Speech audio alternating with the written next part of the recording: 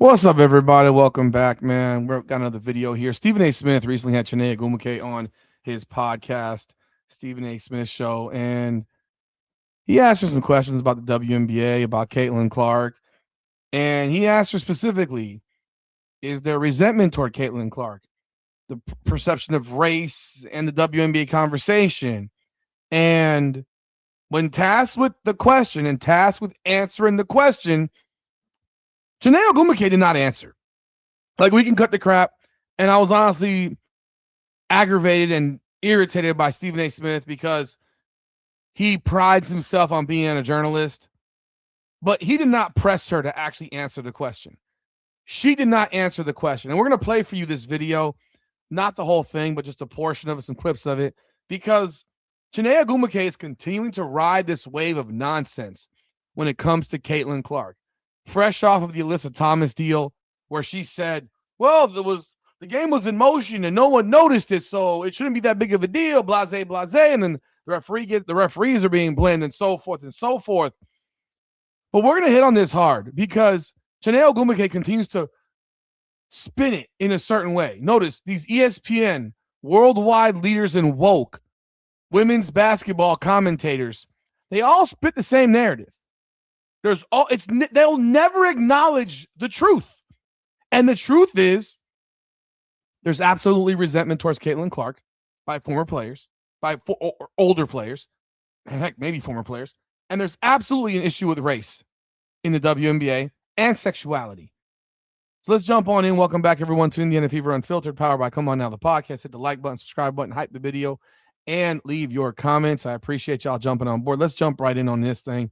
And I'll bring you right to the 5-minute mark of this video where he asked this question. This is about the perception, if there's a resentment towards Caitlin Clark. And let's listen to what Chiney Ogwumike had to say.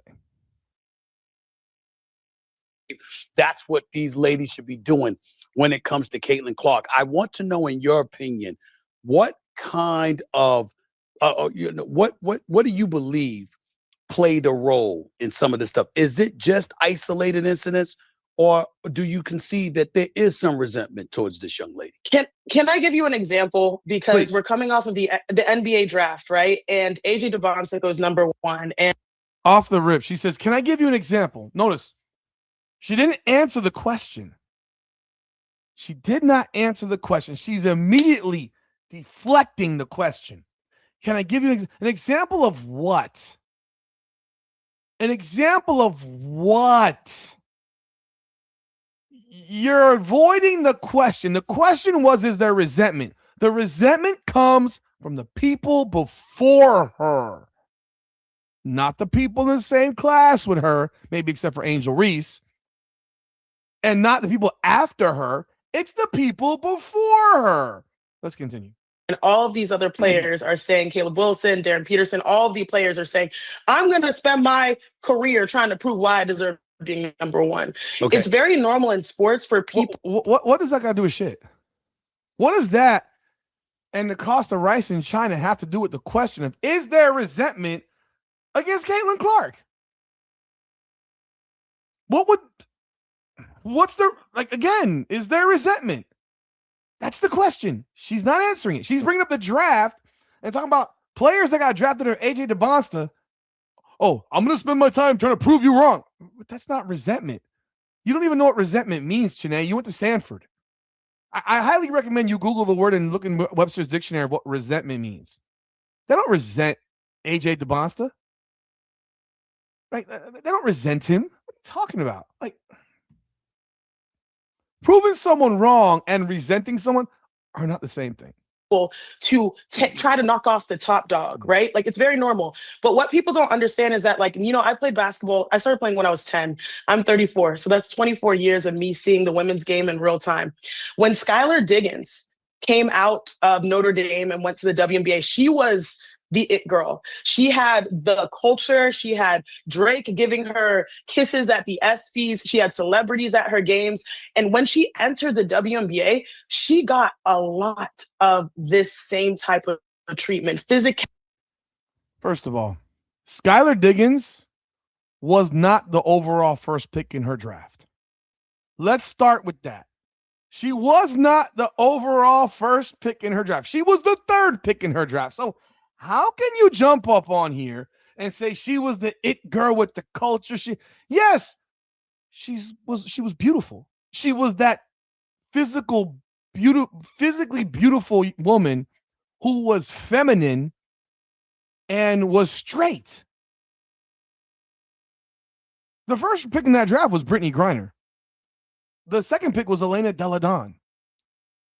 And after that, you probably couldn't name another player after. I'll give you some names. Taylor Hill, who? Kelsey Boone, who? Tiana Hawkins, who? Tori Young, who? Kayla Alexander, who? Lashia Clarendon, I know who she is. I don't know who Kelsey Boone is, by the way, but I just like who? Adia Matthias, who? Kelly Farrett, who? Lindsay Moore, who? These are the 9 picks after Griner, Delle Donne, and Stiggins. Like, those players didn't amount to nothing. Like, Emma Messiman was in this draft. She was drafted in the second round. Nobody in the third round. I don't know that anybody in the third round actually played in the WNBA. I have no idea. I don't really care. But you sitting here telling us that Skylar Diggins had to deal with XYZ? Again, Skylar Diggins was beautiful. Yeah, she had maybe all black men fiending over her and stuff like that. Fine as hell. She was not expected to change the dynamic of the WNBA. And her second year, she averaged 20 points per game. She averaged 8.5 as a rookie. Her second year, and she was terrible as a rookie. 32.8% shooting, 24.4 from three. Her second year, she started all 34 games and averaged 20.1 points. Yeah. So, and 5 assists. She was never on Caitlin Clark's level as a player. Skylar Diggins was never on Caitlin Clark's level as a player. So the fact she brings up Skylar Diggins, I think is funny. But she's avoided the question. Let's continue. Toughness, because a lot of players look at her and they're like, you know what? They say that you are going to, bring some energy. Like, I'm competitive enough to want to challenge you.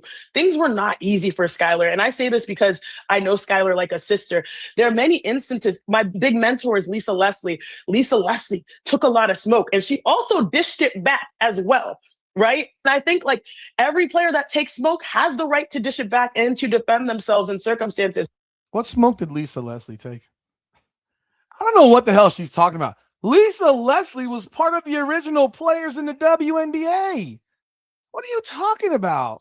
I watched them. You're 34. I'm 48. I was 21 years old when Lisa Leslie started playing in the WNBA. Or 22, something like that. What year? Lisa Leslie's only 5 years older than I am, for Christ's sakes. Lisa Leslie was a youngster. She wasn't old. She was one of the first WNBA players. What are you talking about? She took a lot of smoke. From whom? There were no old heads to give her smoke. She was part of the original WNBA. Like, these comparisons that Chiney Ogwumike is making are just off the cuff. They're ridiculous. They're not real. And so when we fast forward to today and I look at this, it's not foreign to me to see someone that is in a top position be challenged consistently and forced to like maybe add more muscle, to level up, to have teammates that back them up. This is something that I see in multiple instances in sport, in women's basketball, also as someone that studies the NBA. And I want to lastly say this, like, we have these positions and I try my best to be like, analytical and fair and speak to many perspectives. I know Caitlin and Caitlin loves hoops. Come on now. Come on now. Are you serious? Are you seriously trying to tell me you're fair? You're fair? Fair. You, the one who has never said anything to defend Caitlin Clark. You know her. Oh my God. She's competitive. She's getting the shit kicked out of her in every game. And you're the same one that says she flops her head. She gets the shit kicked out of her in every game. What are you talking about? And she understands the nature of what she signed up for. I know Alyssa Thomas. I played with them. These are all players that are just trying to go out there and do their job. Who gives a shit if you play with Alyssa Thomas? You know Alyssa Thomas. Who cares? Alyssa Thomas is one of the dirtiest players in the WNBA. I mean, let's just call it for what it is. She's one of the dirtiest players in the league. She's dirty. She plays dirty basketball. Because she lacks physical ability to do certain things, she has to muscle people and bang people out the way. Yeah, that's how she plays. And it can be dirty. And a lot of times it is dirty. And the play she committed on Caitlin Clark was dirty. It remains dirty. And you defended it. Caitlin Clark didn't sign up to have a fist pushed into her throat. No one signed up for that. She could go do bare knuckle fighting if she wants to have a fist put in her throat. She could go become an MMA fighter. She wants to have a fist put in her throat. And so it's sometimes tough when like the players become figures, when in reality, all of us just want to focus on the game at hand and move on. And so like having the historical experience of knowing these instances where people have been challenged makes me realize that this is not necessarily foreign, but a lot of new fans probably don't understand that. Shut the fuck up. You know what? I'm so sick of this bullshit about new fans. Girl, I've been watching basketball since before you were in your fucking daddy's nutsack and in your mama's egg. I've been watching basketball since before you were even a thought. You weren't even thought of when I was watching basketball. So this whole thing about new basketball fans, fuck out of here. I'm so sick of these stupid, self-righteous, fucking condescending, sarcastic motherfuckers trying to come at you, at people who are now watching the WNBA say, oh, the new fans, you don't really understand. What are you talking about? I watched the NBA. I've watched the NBA where real physical basketball took place in the freaking 90s, where people were getting their heads taken off. Okay? They changed rules. And your league, the WNBA, still abides by those types of rules, largely because the skill level is so poor. The skill level in the WNBA remains terrible overall. There are very few people that are highly skilled, i.e., Alyssa Thomas is not highly skilled. She's a brute bully. And that's fine. I'm not even mad at it. It's when you do the dirty shit that becomes a problem. You can be as physical as it gets, as long as you don't cross the line of being dirty. Like all the rules now where you move your arms and your elbow hits somebody and people say that's dirty. No, that's not dirty. That shouldn't even be called a foul, to be honest. It's the stuff that she did on Angel Reese, where Angel Reese was parallel to the ground when she freaking choke slammed her ass. It's the day before this game where she throws an elbow at Caitlin Clark's face. And if Caitlin Clark hadn't have moved her head, it would have cracked her in the mouth. And then Alyssa Thomas smiled. We all saw it. Why don't you call it out, Chiney? Oh, that means actually criticizing your friends. Because in the WNBA, they won't criticize their friends. They will not do it. They won't criticize their friends or the people that they associate with. But they'll criticize the ones that they don't associate with, i.e., the Caitlin Clarks of the world. So, as you like that whole thing about the new fans, you can miss me with that garbage. Because you've not seen players get physically taken to the coals the way they've taken Caitlin Clark to the coals. She's been the recipient of more dirty plays, not basketball plays, dirty plays than anybody in the league over the last 2.5 years. We've all seen it. It's not hard to watch. We've seen it. I watched the game tonight. I watch games every day pretty much. I watch games pretty much every day. And you don't see anybody catching the shit she catches. Not even close. while at the same time, she's 11th in votes received by her colleagues. Make that make sense. And at the end of the day, you didn't actually answer the question. The question was very simple. Is there resentment? It's a yes or no question.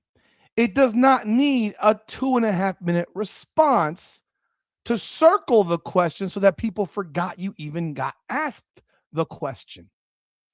And Stephen A. Smith disappoints me because he does not follow up and then ask you the same question again. Is there resentment? You goddamn right there is. I got you. Chiney Ogwumike right here with Stephen A. Sirius XM Mad Dog Sports Radio. And I totally agree and I get where you're coming from because Kyla Diggins, Lisa Leslie, and others definitely did have to deal with a lot. I think what I'm also pointing to, however, is that traveling the country the way that I do, watching people come up to me, I'm going to keep it a buck with you. A lot of them, most of them white, come up and go like this. What they're doing to that girl. Then they start talking about Caitlin Clark. And there's a racial dynamic to it that they believe. I'm not saying it's accurate, but they believe that that plays a role, that this white girl showing up on the WNBA scene, being supported the way that she is. You know, in an NBA deal, you just got did a collective bargaining agreement, and you're talking about salaries that could escalate to $200,000-$300,000. But Caitlin Clark make about $16 million because of her off the court endorsements and stuff like that. That you have a lot of people believing that's a strong source of resentment, and that is playing a role in what they're seeing transpire on the court with her. So do you still hold to maintain that position, comparing the Lisa Leslie, the Skylar Diggins, what they endured to what Caitlin Clark is doing, knowing that there are people that are questioning that? I think that because we are women competing, particularly playing basketball, there are different level of societal expectations of how we should compete, meaning, you know, when we go out there and compete, we're going to be competitive. Someone's that it girl. Like if I'm playing against Asia Wilson, I'm going to try to show my best game and try to knock her down because I want to, like, that's the only way that you elevate your own, right? And so, like, I think there.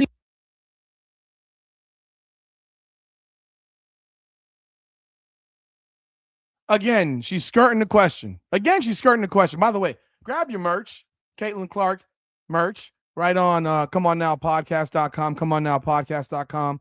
Hit the merch link, and you can go grab your Caitlin Clark. Represent Caitlin Clark, man. Indiana Fever Unfiltered. Go grab it right now. Support the channel. Thank you so much. Again, skirting the question. She keeps skirting the question. The societal expectations? What the hell is she talking about? So she goes into this thing about society and how society views or seems to view how women should play basketball. What is she talking about? I don't know what she's talking about. She's creating some narrative in her mind to justify her thought process. That's what we're listening to here. We're hearing someone justify their thought process by blaming somebody else. Because I don't view it as anything. I don't view women's basketball. And I can guarantee you, for a lot of men who watch basketball, I watch ball for ball, period. Is the quality of ball that great? Not really. I also watch my 6th grade son play basketball, and 12U Hoops isn't the greatest brand of basketball either, but I watch it. So I can watch a lot of types of basketball. So for her to jump on this train of society views how they should play, no, that's not at all it. There's rules. There's rules. They make rules in the WNBA. And I guess she forgot that. She forgot that there are rules. And I guess she doesn't like the rules, right? But yeah, there's a massive component of race in this thing because they want to show that they're the lesbian black woman is trying to show how tough she is in the league over this straight white girl. But let's continue. these expectations of how we compete and how when the game is done that we carry that over. I'll tell you this, I was the first one when Caitlin dropped her blue beautiful shoe. I was in the comments, I was like, hey Caitlin, this is fire, because we understand, as you mentioned, the rising tide lifts all boats. When she brings eyeballs and brands and sponsorships to the WNBA, everybody eats. I think every player is excited, and it's not just Caitlin, it's also Angel. What the fuck does that got to do with the question? Sweet baby Jesus, Chiney, can you answer the goddamn question that was asked? Why does some other player got to get brought up? Why does Asia Wilson what does Asia or Angel got to do with shit here? The question is there is the dichotomy of race in this league? Is it real? She walks in Fashion Week now, right. People are getting clothing brand deals. Like, just because we compete this way doesn't mean we conduct ourselves behind closed doors a different way. You know, I always tell people the WNBA is a sisterhood, right? Because for so long, we've had to band together to get to where we need to go. Now the money is here and it's different, but I think the principles remain the same, Stephen A. So, but I'll lastly say this, Stephen A, based off of the narratives at times that people come to discover, do you think that, like, you know me, when I give analysis, is it based off of the color of my skin or the gender that I am, or is it just analysis? That's dog shit. You can't pose that question to him. You haven't even answered the questions he's asked you. What is he going to say? Is he going to sit here and say on his show, yeah, you make your decisions based on race? Of course he's not going to say that. He ain't going to say that. Come on now. But we damn well know that what is you and her sneaker got to do with anything of what the question was? You will keep avoiding. You're avoiding. You avoid the question that's asked. Analysis, but you're so intelligent that when it's called for you to bring the perspective that your ethnicity automatically is attached to, you can do that. That your gender is automatically attached to, you can do that too. Of course, you're objective, but you also are very adroit at providing a level of perspective that most, like, for example, if I'm debating you, there are times that you'll go the ladies route, and I'm like this. Well, wait a minute, damn, I'm a lot of things, but I ain't a woman. You understand what I'm saying? I don't know what she knows about the ladies, so I got to listen to you in that perspective. And it's healthy, so I don't mind at all. But let me ask you this. I never asked you this before. You talked about that sisterhood. Yeah. What do you think is the difference between a sisterhood and a brotherhood? All right, I'm gonna dump that. I don't care about that. And by the way, sisterhood, there's no sisterhood to Caitlin Clark. Like, let's just keep it a buck. There's no sisterhood for Caitlin Clark. They don't care for her. It's just that simple. They don't care for her. They don't care for her. Like, it's just that simple. Caitlin Clark is disliked by the freaking old guard of the WNBA. It's in your face. Chiney Ogwumike comes on a podcast, is asked two questions about Caitlin Clark, and the rest of the interview was about other stuff. And yet does not answer either of them.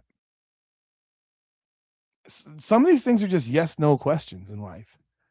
It's a yes or no situation. And rather than say yes or no, she has to give you a story. She is intelligent. She did go to Stanford, but she's she's doing that thing that people who think they're smarter than everybody in the room, they will avoid the question and just circle around with a bunch of crap. And by the time that person gets done with the story, like, I don't even remember what the question was. But not surprising. She said nothing. And as usual, there's no accountability in this league. Oh, I'm sorry, except when it comes to blaming the referees. That's about it. The only accountability is blame referees. But hey, y'all let me know y'all thoughts in the comments. Hit that like button and subscribe to the channel. Hype the video. This is Indiana Fever Unfiltered, powered by Come On Now, the podcast. Come on now.